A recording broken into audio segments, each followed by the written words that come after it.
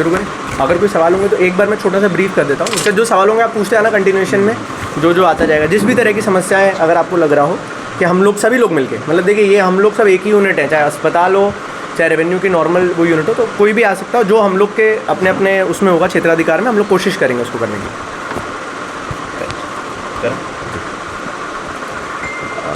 जिला राजगढ़ में पिछले कुछ समय से अखबारों के माध्यम से और लोगों के माध्यम से एक बड़ा दुखद समाचार प्राप्त हो रहा था कि हमारे यहाँ का जो जिला अस्पताल है वहाँ पर कुछ ऐसी घटनाएं हुई हैं पिछले 1-1.25 महीने में, जिसके कारण उसका इंफ्रास्ट्रक्चर प्रॉपर तरीके से वर्क नहीं कर पा रहा था। डॉक्टर्स भी काफ़ी परेशान थे, वो लोग भी अपने स्तर पे प्रयास कर रहे थे, और इसी के चलते जो यहाँ का मेन ऑपरेशन थिएटर था उसकी जो एयर कंडीशनिंग यूनिट और अन्य इक्विपमेंट्स थे, वहाँ पर ऐसा पता चला था कि किसी के द्वारा या तो उसको टैम्पर किया गया है या उसमें से जो मेन इक्विपमेंट्स जो एक्सपेंसिव पार्ट्स रहते हैं उसकी चोरी की गई है। जब सिविल सर्जन साहब के द्वारा हम लोग को सूचना मिली तो हमें भी लगा कि ये बहुत गंभीर विषय है, क्योंकि प्रारंभिक सूचना के हिसाब से पिछले 1-1.25 महीने में करीबन 150 से अधिक लोगों को, बिकॉज़ यहाँ पर ऑपरेशन थिएटर ऑपरेशनल नहीं था,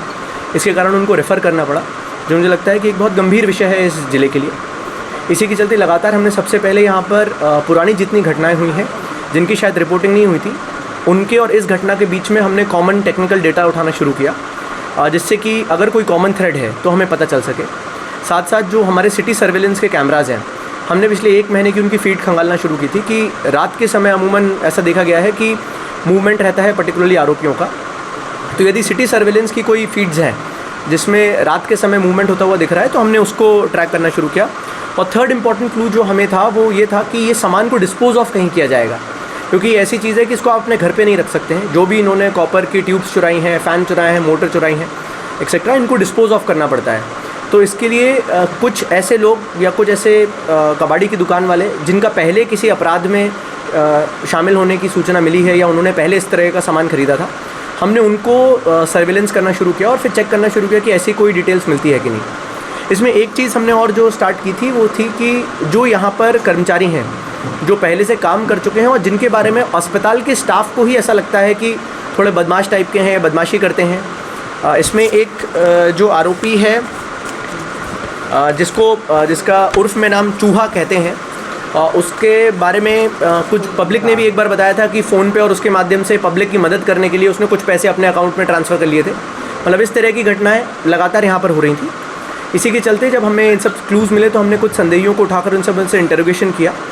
तो हमें पता चला कि पिछले 1-1.25 साल में करीबन 3-4 ऐसी वारदातें हुई थी जो उन्होंने कबूल की हैं, जिसमें रिसेंटली में पिछले 1-1.25 महीने पहले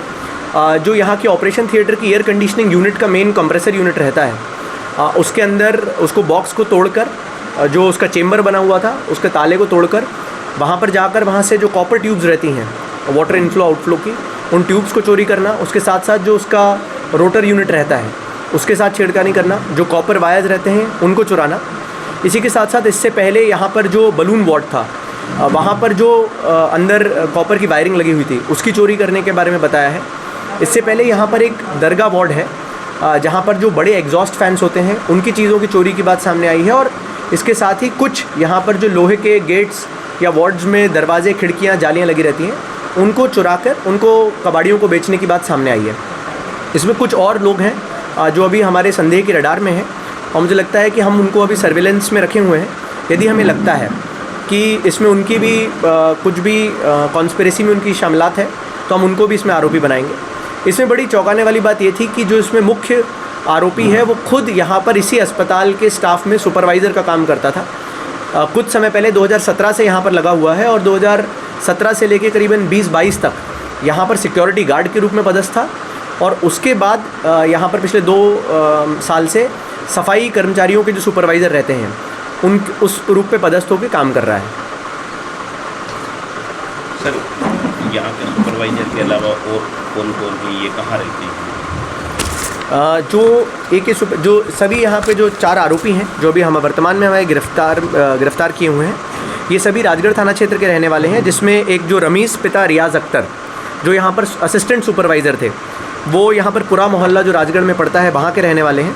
पवन पिता राकेश वाल्मीकि जो हैं ये काला खेत पड़ता है राजगढ़ में, उस गांव के रहने वाले हैं।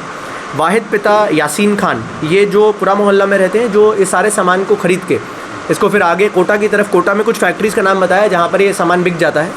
उसको बेचने का काम करते हैं। और यही पवन का छोटा भाई जो है वो भी इसमें आरोपी बना हुआ है, जो कि कालाखेत जो है राजगढ़, वहाँ का रहने वाला है।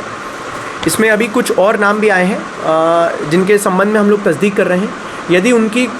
1% भी इसमें ऐसा लगता है कि उनकी भी इस क्रिमिनल कॉन्स्पिरेसी में सहभागिता थी, तो उनको भी, इनको भी आरोपी बनाकर उसमें नेक्स्ट उसमें अग्रिम कार्रवाई की जाएगी। इस चोरी के अलावा कोई और भी चोरी इन्हें कबूली सर अस्पताल में जो की हो पहले?